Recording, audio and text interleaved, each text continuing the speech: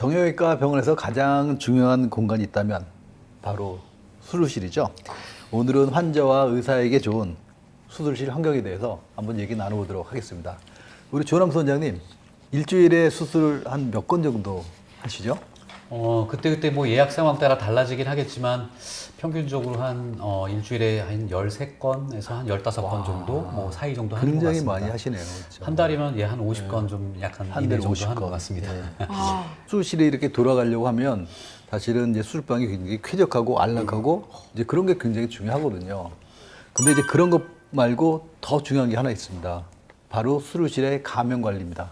뭐 감염이라고 하면은 이제 미생물이 생체 조직에 침입해서 그게 이제 증식하는 경우를 이제 감염이라고 얘기할 수 있겠습니다. 환자의 피부를 어느 정도를 절개하고 들어가서 이제 필요한 이런 수술을 진행하고 나오게 되는데 아무래도 절개하다 보면 이제 그 전후에 감염의 가능성이 이제 높아질 수 있겠죠. 뭔가 미생물이 침입할 수 있는. 사실은 수술실 감염? 그게 그렇게 큰 일인가? 라고 생각을 했었어요. 사실 무지하게. 의사 선생님 말씀 나눠보면 이 미생물 감염에 대해서 엄청 무서워하시고 또 되게 주의하신다고 하더라고요.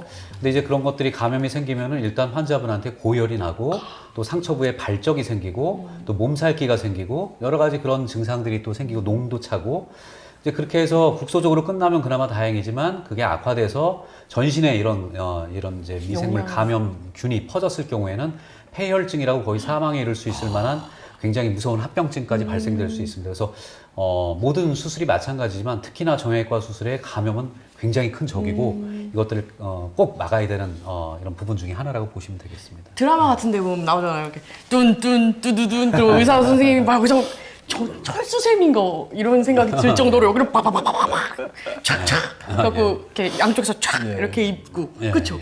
그게 사람만 그런 게 아니라 사실 기계도 그런 게 굉장히 필요하거든요. 혹시 수술실에 있는 방 하나 꾸미는데 수술실 방 꾸미는데 들어가는 비용이 얼마인지 아세요? 아니요.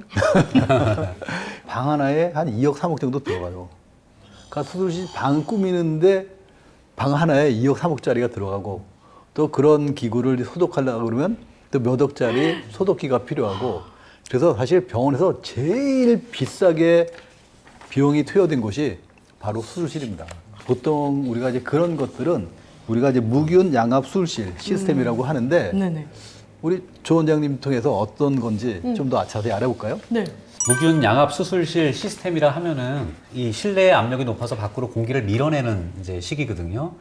이제 수술실은 딴 게 침입하면 안 되기 때문에 수술실 실내를 일정 범위의 이런 양압을 유지함으로써 밖에서 뭔가 먼지나 뭐 미생물 뭐 이런 것들이 침입하지 못하게 밖으로 이제 공기를 밀어낼 수 있는 시스템이 이제 양압 시스템이라고 보시면 되겠습니다.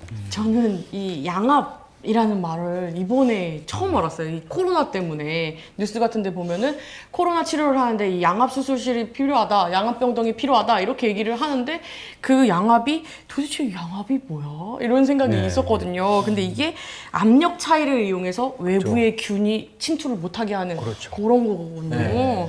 좀 구별하셔야 될 게 수술실은 나쁜 공기가 들어오지 않게 해야 되기 때문에 밀어내야 되니까 수술실은 양압 수술실이 돼야 되고 지금 말씀하신 이제 코로나 병실이나 이런 것들은 바이러스에 감염된 분이잖아요. 그래서 그런 나쁜 공기는 밖으로 나가면 안 되기 때문에 코로나 병실은 음압 병실이에요. 그렇구나. 예. 그래서 최근에는 이제 수술방도 감염 환자를 수술할 때는 음압으로 바꿨다가 또 평상시 수술할 땐 양압으로 바꿨다. 뭐 이렇게 하는 시스템도 이제 적용하고 있고요. 그래서 그거는 좀 구별해서 하시면 돼요. 그래야 되겠네요. 예. 양압이 필요할 때는 양압으로 밀어내고 또 여기가 나쁜 게 나가면 안 될 때는 음압을 유지하고. 이번에 확실히 알았어요. 그러면요, 그 밖에도 수술실을 깨끗하게 이렇게 감염을 최소화하게 하는 그렇게 유지하는 방법이 또 따로 있을까요? 우주복처럼 이제 감염을 방지하기 위해서 온갖 장비를 착용하고 이렇게 하다 보면 이제 많이 또 실내 이제 수술자가 더워질 수가 있거든요. 그래서 일정한 온도랑 습도를 유지하는 것도 감염 방지에 중요하죠. 특히나 인공관절 수술 같은 거 할 때는 온도가 너무 올라가면은 그런 것들이 이제 감염 위험을 높이기 때문에 그리고 이제 기구를 고정하는 골시멘트도 온도가 너무 높으면 빨리 굳어서 좀 수술에 또 차질을 만들 수 있거든요. 그래서 적정한 온도와 습도를 유지하는 것도 필요하고 또 공기를 깨끗하게 해주는 헤파 필터, 그것도 이제 사용함으로써 ISO 5라고 있는데 그게 이 심도, 밀도를 측정하는 국제 표준 단위라고 합니다. 그래서 이런 ISO5를 이제 기준으로 했을 때 수술실이 클래스 100 정도로 얘기를 한다고 합니다. 그 정도가 돼야 된다고. 그래서 초청정 구간이라고 얘기할 수 있는데 이걸 비교하기 위해서 얘기를 드리면은 대기 상태가 보통 클래스 300만. 300만. 100이랑 비교도 안 되죠. 밖에 대기가 한 300만 정도. 그리고 실내 공간의 공기가 한 클래스 50만 정도. 근데 수술실은 100밖에 안 되는 거죠. 그거랑 비교하면. 하나도 없는 300만, 50만. 근데 수술실은 100 정도밖에 안 되게 그 정도로 청결하게 초청정 구간으로 유지를 하면서 저희가 감염 방지를 위해서 애쓰고 있다라고 이렇게 보시면 될 것 같습니다. 근데 저는 이제 수술을 해본 사람이잖아요. 이제 뭐 아기 낳을 때도 해봤고 이제 좀 제가 병이 있어서 이제 갑상선 이런 거 수술할 때. 근데 수술실은 너무 추운 거예요. 저는 진짜 생 초록색 그거 하나 덮고 있는데 달달달 떨고 너무 추워요, 너무 추워요 이랬던 기억이 있는데 그게 다 그런 것도 감염 방지의 좀 일환이라고 볼 수 그렇구나. 있겠습니다. 그렇죠. 예, 예. 그리고 이제 사실 몸이 좀 차가우면 출혈이 적어요. 그래요? 네, 그래서 일부러 좀 이제 몸을 차갑게 하는 이제 그런 수술법 기법도 있고 하거든요. 그렇구나. 그래서 본의 아니게 차갑게 해서 뭐 저 제가 그건 너무 아니지만 근데 감염 얘기가 나왔으니까 우리 조남수 원장님 혹시 저희 병원에서 수술해서 감염된 케이스가 있었나요? 제가 이제 임상 경험을 갖게 된 게 지금 이제 저희 병원 오기 전에 대학에 근무한 것도 있고 여기 와서 근무도 벌써 이제 한 뭐 거의 3년 이제 가까이 돼 가는데요.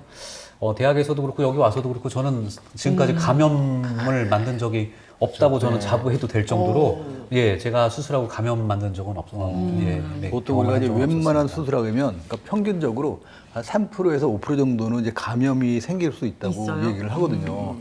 근데 뭐 조 원장님도 그렇고 이제 저희 병원 자랑은 아니지만 사실 감염률이 사실 1% 미만이에요. 자랑인데요. 자랑인 이런 건 건가요? 자랑해도 되잖아요. 맞습니다. 그만큼 저희가 이제 감염에 대해서 좀 신경을 많이 썼기 때문에 아마 감염률이 굉장히 낮은 것 같아요. 그리고 또 하나 또 말씀해 주실 거 있잖아요. 수술실 리모델링 했다고 제가 살짝 예. 들었는데 그거에 사실, 대해서도 예. 사실 그래서 까지 그것보다도 더 낮춰서 이제 감염률 0.1% 이하로 좀 낮추기 위해서 최근에 저희가 좀 수술실 리모델링을 대대적으로 했습니다. 되게 쑥스러워하세요. 많이 힘들었거든요, 내가. 그러셨구나. 한 방에 몇 억 하는데 몇 개를 했으니까. 여담. 그래서 이번에 수술실 이제 여러 가지 도구 이런 관리도 중요하기 때문에 사용하는 물품 관리를 하는 중앙 공급실도 단독으로 좀 이제 별도 관리를 하도록 이제 분리해서 관리하고 있고 또 고성능 자동 세척기로 이제 깨끗이 여러 수술기구나 이런 세척도 신경 쓰면서 관리하고 있고 또 교차 감염 서로 이렇게 뭔가 접촉하면서 또 감염되는 일이 생기기 때문에 멸균 제품과 비멸균 제품의 동선을 좀 달리해서 관리하는 것들도 적용해서 하고 있고 또 물품 보관실도 무균 양압 멸균 물품 보관실도 이렇게 따로 마련했다고 말씀을 들었습니다. 맞아요.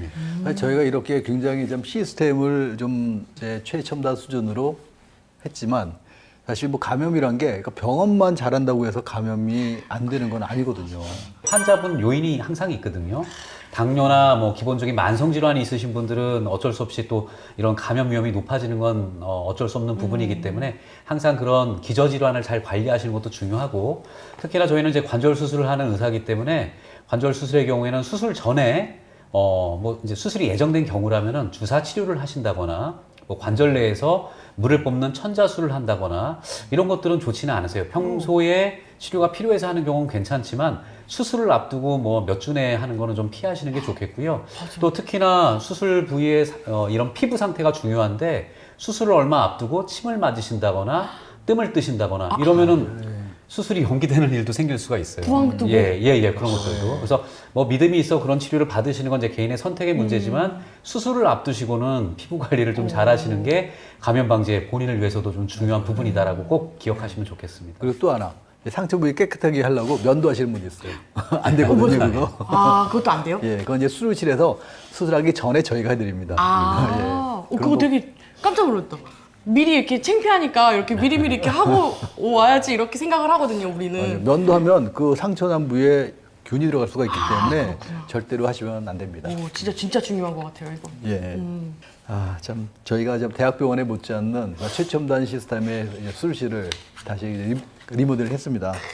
앞으로도 이제 감염을 최소화시키고 이제 재료로 만들기 위해서 제가 최선을 다하게 노력을 할 거고요. 구독과 좋아요 그리고 또 알림 설정까지 꾹꾹꾹 눌러주시면 정말 감사하겠습니다. 다음 시간에 다시 뵙겠습니다. 감사합니다. 네.